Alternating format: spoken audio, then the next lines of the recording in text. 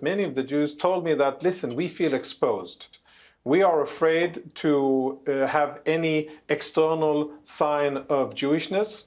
We are afraid when we send our kids to the Jewish school, and we are concerned about our safety when we're out and about on the streets and when we are at synagogue.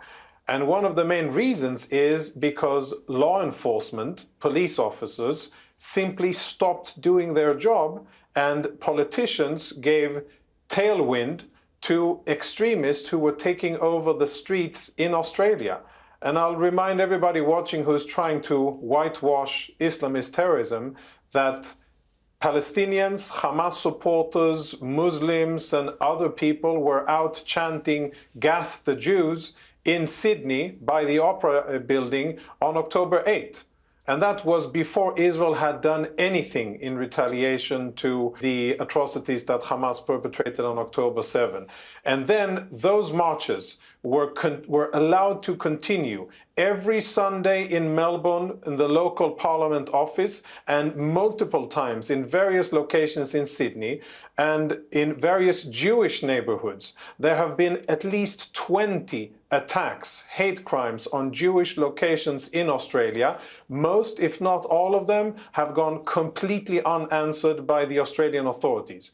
And Jewish people, what they've been saying is, we are exposed. Our blood is now okay to be hunted. And yes, there's no empirical connection that proves that these two Islamists or these ISIS-inspired murderers, that they were directly linked. But I think that the atmosphere matters. I think that when the Australian government goes ahead while Israel is fighting a war against Hamas and says, we are going to put our chips behind Hamas and draw a direct connection between October 7 and Palestinian statehood, and we are going to be virtue signaling that we are oh so benign, progressive, and developed, and we are going to put our diplomatic support behind Hamas and the Palestinians, that is an enabler for terrorism. And I think my response was, sadly, I was not surprised. This was in the works, this was coming,